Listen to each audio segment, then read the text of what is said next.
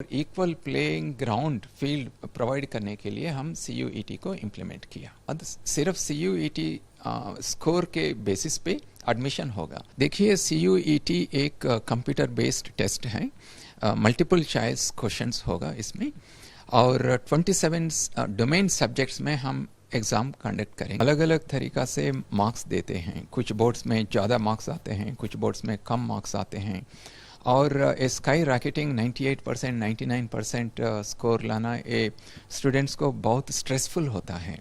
और इसके बाद कुछ यूनिवर्सिटी ने इनका अपनी एंट्रेंस कंडक्ट करते हैं, और स्टूडेंट्स अलग अलग यूनिवर्सिटी के पास जाके वो एंट्रेंस लिखना पड़ता है। ये पूरा बहुत स्ट्रेसफुल है।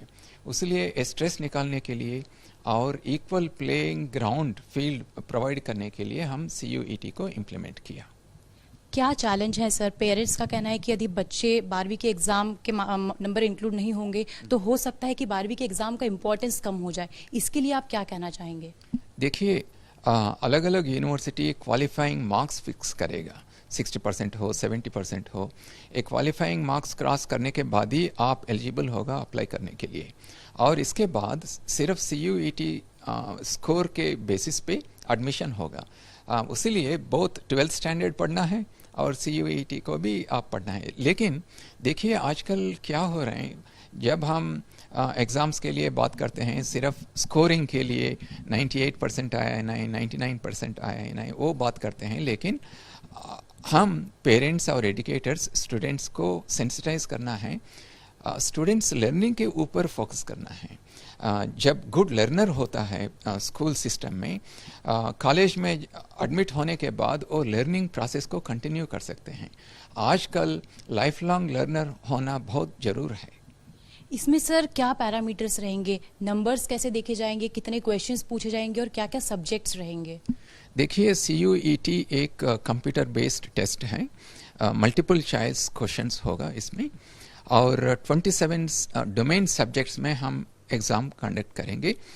Students up to 6 domain subjects में एग्ज़ाम लिख सकते हैं, और 13 लैंग्वेजेस में एग्ज़ाम लिख सकते हैं। एक तो इंग्लिश है और 12 इंडियन लैंग्वेजेस। इसलिए जो स्टूडेंट्स रूरल बैकग्राउंड से आएगा, रिमोट एरिया से आएगा, जो पब्लिक स्कूल्स में नहीं पढ़ा, इस सब को मौका मिलेगा अपनी लैंग्वेजेस में ये टेस्ट करने का। और एक लैंग्वेज टेस्ट लिखना है, और अप टू 6 डोमेन सब्जेक्ट्स को लिख सकते हैं स्टूडेंट्स। और एक जनरल पेपर भी होता है। कुछ यूनिवर्सिटीज़ में डोमेन सब्जेक्ट्स के बेसिस पर एडमिशन नहीं होता है, एक जनरल टेस्ट के बेसिस पे होता है। तो कुछ यूनिवर्सिटी का ये रिक्वायरमेंट है तो कैंडिडेट्स स्टूडेंट्स ये एग्ज़ाम भी लिख सकते हैं। और कुछ यूनिवर्सिटीज़ में लैंग्वेज प्रोग्राम्स हैं अंडर ग्रेजुएट में, BA फ्रेंच हो, BA जर्मन हो, वो कोर्सेज में एडमिशन चाहिए तो एक इंटरनेशनल लैंग्वेजेस में भी स्टूडेंट्स लिख सकते हैं। CUET 2 फेजेस में होगा। फर्स्ट फेज में स्टूडेंट लिख सकते हैं एक लैंग्वेज पेपर और 2 डोमेन सब्जेक्ट्स पेपर और एक जनरल टेस्ट लिख सकते हैं। और दूसरा फेज में वो 4 घंटे का होगा दोनों, और दूसरा फेज में 4 डोमेन सब्जेक्ट्स लिख सकते हैं और एक फॉरेन लैंग्वेज पेपर भी लिख सकते हैं। सर, इसमें मार्किंग किस तरह से होगी और कट ऑफ क्या होगा? क्योंकि कट ऑफ यूनिवर्सिटीज का सबसे बड़ा सवाल होता है, तो इसमें किस तरह से आप कट ऑफ डिसाइड करने वाले हैं?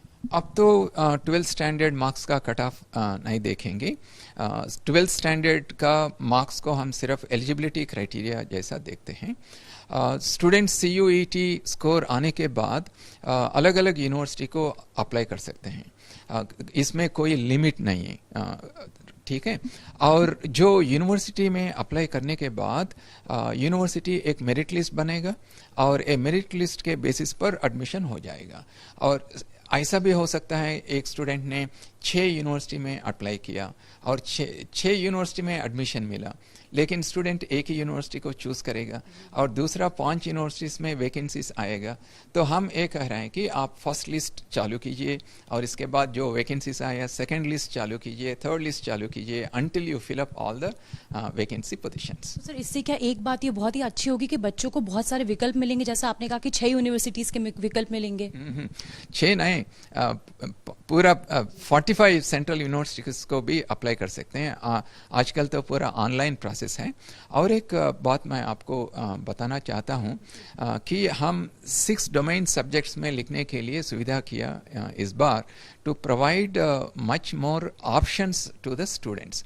वो एक बात है। और दूसरा, हम इंडियन लैंग्वेजेस में भी हम एग्ज़ाम को कंडक्ट कर रहे हैं। और तीसरा, एनटीए कोशिश करेगा रूरल एरियाज़ में, रिमोट एरियाज़ में भी टेस्ट सेंटर्स को रखने के लिए, so that even the students coming from remote areas will have access to the test centre. लेकिन जो बच्चे रिमोट एरिया से आएंगे, क्या उनको कंप्यूटर आधारित एग्जाम देने के लिए तकलीफ नहीं होगी? देखिए, आप आजकल बच्चों को देखना है, बहुत स्मार्ट बच्चों हैं जो स्मार्टफोन यूज़ करते हैं। वो कंप्यूटर बेस्ड टेस्ट बहुत आसान से लिख सकते हैं। इसमें आप कीबोर्ड यूज़ करने का कोई ज़रूरत नहीं है, सिर्फ आप माउस यूज़ करके जो सही आंसर है इसके ऊपर क्लिक करना है, बस इतना ही है। लेकिन इसमें कोई डिफ़िकल्ट काम तो है ही नहीं। ये पहल जो है पहली बार की गई है, तो क्या आपको लगता है कि इस तरह से हम एक नए भारत की ओर भी बढ़ रहे हैं? देखिए, ये पार्ट ऑफ एनईपी है, नेशनल एजुकेशन पॉलिसी में ये कहा है कि हमारा पूरा देश के लिए अंडर ग्रेजुएट एग्जाम एडमिशन्स के लिए एक एंट्रेंस टेस्ट होना चाहिए। As part of the NEP implementation हम CUET को अनाउंस किया। सर, रजिस्ट्रेशन कैसे करेंगे बच्चे? इसमें सबसे बेसिक बात, कैसे रजिस्ट्रेशन कर सकते हैं? एनटीए वेबसाइट पे स्टूडेंट्स ने जाके रजिस्ट्रेशन कर सकते हैं। 1 अप्रैल से ये रजिस्ट्रेशन प्रोसेस शुरू होगा और 1 जुलाई में CUET टेस्ट को हम कंडक्ट करेंगे। सर, क्या एक संदेश आप तमाम बच्चों को, पेरेंट्स को, प्रोफेसर्स को, यूनिवर्सिटीज़ को, कॉलेजेस को आज हमारे दर्शकों को देना चाहेंगे? देखिए, ये +2 मार्क्स का, स्कोरिंग का एडमिशन जो है बहुत स्ट्रेसफुल है। CUET आने के बाद स्ट्रेस तो आपको कम हो जाएगा। ये मेरा मैसेज है कि आप मार्क्स पे ध्यान रखने का इतना ज़रूरत नहीं है, 98%, 99%। आप लर्निंग के ऊपर आप ध्यान रखिए। लाइफ लॉन्ग लर्नर होना बहुत इम्पॉर्टेंट है, ये मेरा मैसेज है। आपको लगता है कि एक रिवॉल्यूशन है शिक्षा जगत में, क्योंकि आप इतने वरिष्ठ हैं, आप एजुकेशन की फील्ड में इतना सक्रिय रहे हैं, तो आपको लगता है कि क्रांति है, ये एक अच्छी पहल है, अच्छा कदम है?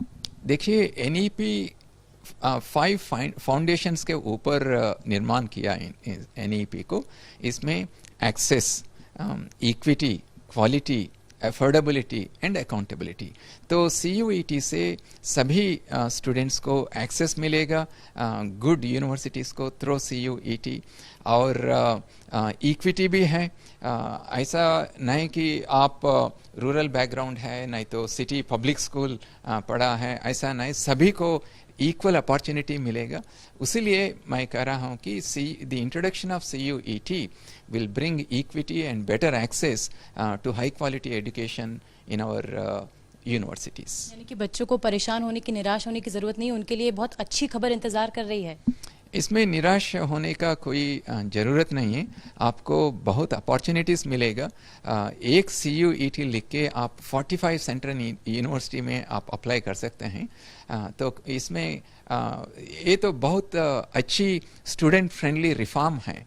मैं उम्मीद करता हूँ कि although it is compulsory for all the 45 central universities, it is also our social responsibility for every educational institute to adopt CUET, because आजकल तो इतना स्ट्रेस है स्टूडेंट्स का माइंड में, ये स्ट्रेस निकालने के लिए हम CUET को इंट्रोड्यूस किया।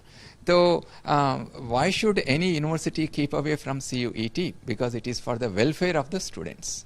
कि बच्चों को 12वीं की परीक्षाओं का बहुत ज्यादा टेंशन रहता था, बोझ रहता था, तो कहीं ना कहीं ये उस स्ट्रेस रिलीज को भी कम करने में मदद करेगा। Correct, definitely you focus on learning, not on getting 98 and 99%. So this is my message.